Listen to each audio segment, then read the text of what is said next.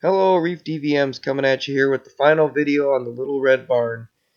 Basically, finally got to good enough weather to fix the whole pad and prep it for concrete and get the concrete in. So we had some sand, we had some Class 5 gravel, all dropped around the outside to build the pad back up. As you can see by the video, the back of the barn is down about a foot. It needs a lot more slope to it. We need to get the water away. So we brought in some Class 5 and some sand. Sand is the base, Class 5 is the top coat. Basic skid steer work here, just bringing it up to plane, getting a nice slope, getting some good runoff. It really turned out really good, folks. Here is the finished product. It took us about 5 hours with the skid steer to do, and took us about 10 loads of sand and about 2 or 3 loads of top-coated Class 5 gravel. Really turned out nice. There should be a nice slope. We should be able to get the runoff away from the barn, and certainly should last us many years to come. So now that this part of the project's done, now we turned our attention to the inside.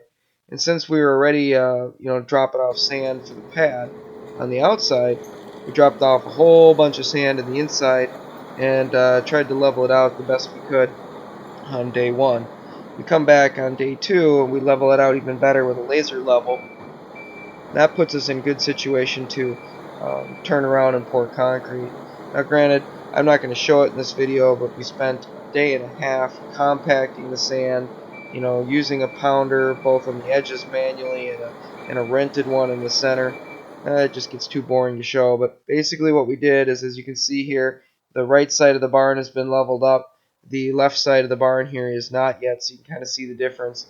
And we made a nice fill. So here it is all filled up with the sand. Now the processes of leveling this is our next step.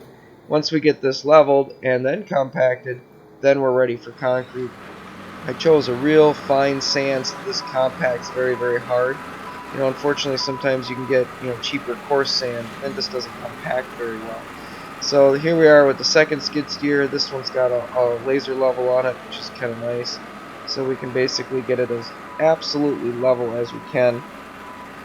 In this situation, we're going to be pouring probably about 7 to 8 inch concrete floor at the entrance of the barn where the tractors will sit the most, and then we're going to slope it towards the back, and towards the back it will end up being 4 inches. So I'm guessing we're probably going to be somewhere between 32 and 40 yards of concrete to fill this up. Once we got it level, we had to kind of build the forms. The first form there was for the front door. As you can see, the rebar there.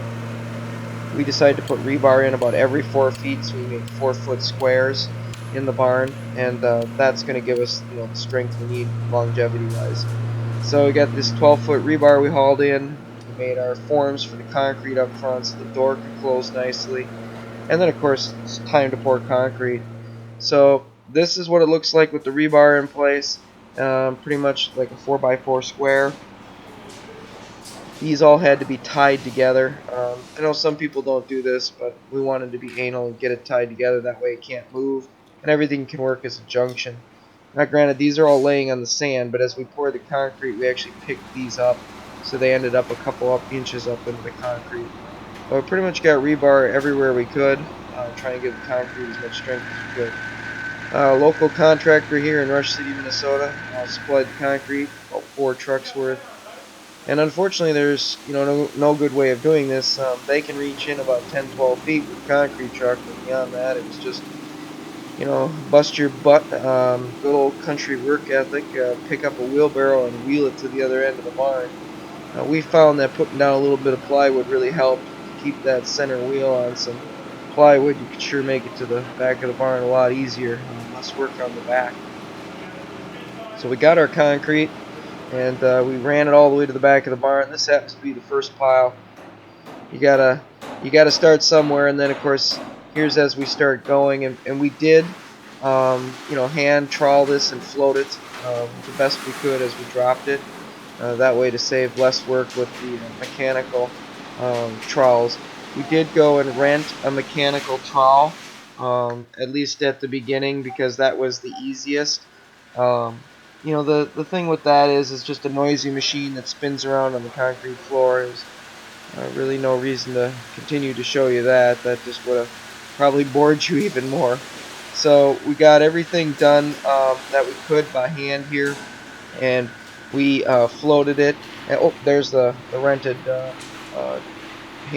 mechanical trawl there in the background.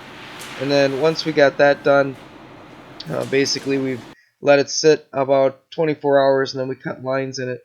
So right here, I'm basically taking a great big, want to call it float, and pulling it back and forth just to try and smooth it out the best I can, bring that water up to the top, get those rocks to sink down. I want this floor to be sweepable, but I want it to have some grit on top. So even when we mechanically trawled it, we did not go to the point of smooth. I don't want it so it's so smooth that when we hit it with water, it becomes like glass. And then here we are finishing the front entrance there where the door is. This was the easy part because, of course, the concrete mixing truck could pretty much dump it where we wanted, which made it nice. And then here's that finished version that day. You can see we're trawling there in the background a little bit. Again, I'll skip you the 4 hours of trawling it between the different blades we had on it. But here it is. It looks good. Then the next day, we had to cut lines in it. And I thought that was going to be more challenging, but we snapped down some tape lines, and we chose to do it about every 4 feet, but 8 feet long. So the squares are kind of 4 by 8. This machine was really quite nice. It cut about a 2-inch cut, considering the concrete is probably at its thinnest point about 4 inches.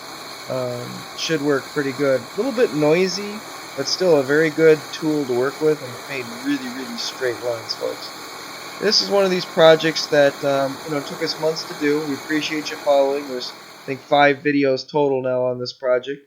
Again, please subscribe or like the channel. We'll continue to put out more like these. At this point, we're in the process of filling this barn up. As you can see, it turned out great. It looks good. Again, thanks for watching. And, appreciate it if you'd like or subscribe to the channel. And we'll keep putting out good country videos like this. And, of course, as always, our reef tank videos. Thank you, folks.